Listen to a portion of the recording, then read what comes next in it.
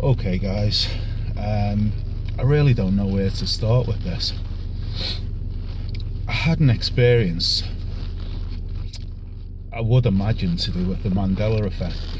I had an experience this week which sort of left me wondering, and I was in two minds whether to make a video of it or not, as the case may be.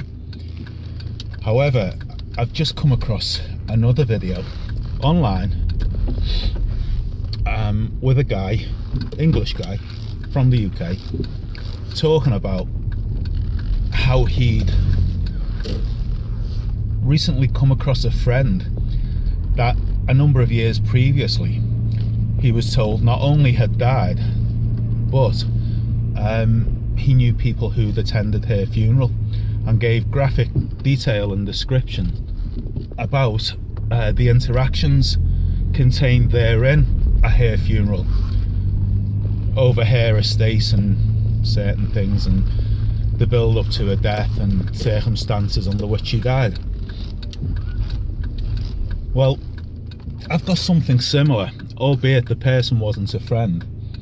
He was somebody who actually, he was my car mechanic, somebody who actually used to work on my car, whom I knew interpersonally. And 2 years ago, I was told by his ex-girlfriend that he died.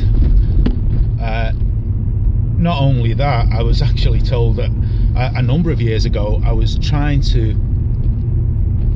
sell a couple of cars, which he made me an offer for actually. However, I refused the offer because it was just way too low.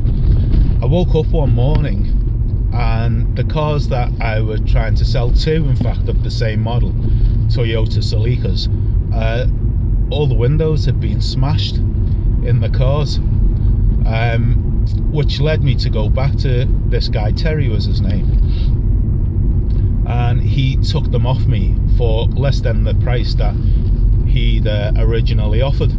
When I bumped into his girlfriend, who passed on the news that he died, she then told me not to shed any crocodile tears for this guy. After all, it was her ex-boyfriend, but not only that, he was the one who'd smashed all the windows in the cars, apparently, allegedly, to get the cars for either the price that he offered, if not lower.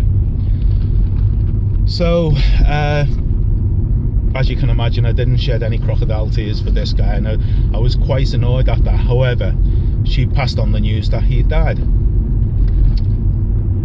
Later, I'm in the gym.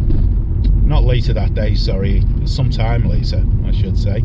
I'm in the gym, and his assistant, I don't know what you call them, his apprentice, mechanic's assistant, whatever you call them, was in the same gym that I was in, and came over and again passed on the news and actually reinforced the fact that this guy Terry had died, and it was so very sad. It was a massive heart attack. He lived quite an unhealthy, unclean lifestyle, smoking, drinking, that kind of thing, eating foods that he probably shouldn't have been eating, and eating to excess. So I passed on the fact to this guy in the gym that this guy John in the gym, that I didn't want to really talk about Terry after finding out what he'd done to my vehicles. And John understood.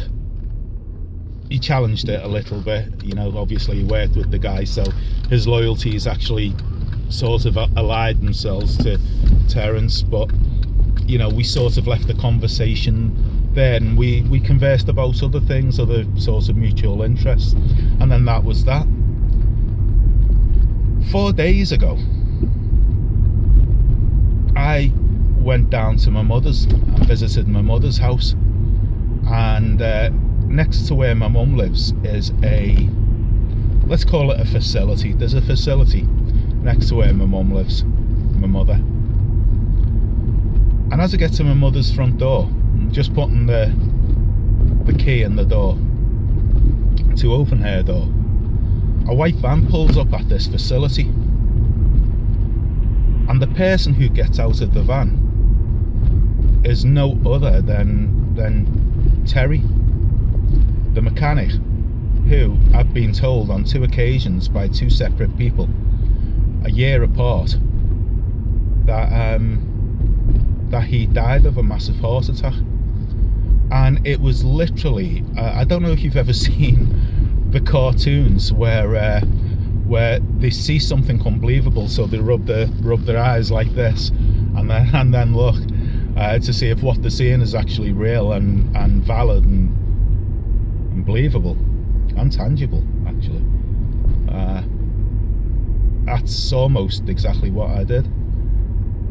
I looked twice, and I looked 3 and 4 times, and it was definitely Terry, the mechanic, whom I'd been told 2 years previous had died of a massive heart attack.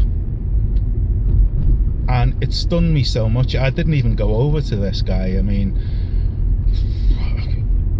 I was just so stunned by seeing him there in the living flesh, after the information that I'd been told. Stunned. This thing about shifting realities that people are talking about on the internet in terms of the Mandela effect, I've watched quite a few videos, and I have found it fascinating, and especially, you know, the interview with their vampire instead of a vampire. I remember it as a vampire. However, I've got old video cassettes there whose titles seem to have changed overnight. But I watched a very, very interesting video quite some time back now, about 3-4 months ago, and I actually sent it to certain people who were interested in this subject. And the video was called The Hotel That Popped Out of Nowhere. Now, I don't know if any of you seen it, but it was a guy who basically lived in an area in California where he said he takes his dog for a walk near this wasteland where mobile homes are, and all of a sudden this Hilton hotel had just popped out of nowhere. He spoke to the manager of the hotel through a phone call that he'd made, and the hotel manager was well aware of the Mandela effect and actually spoke to him at length, to the flavour of he gets many people calling in to the hotel asking him, where did you come from, when he said he'd actually been there from 2012, from the year 2012. However,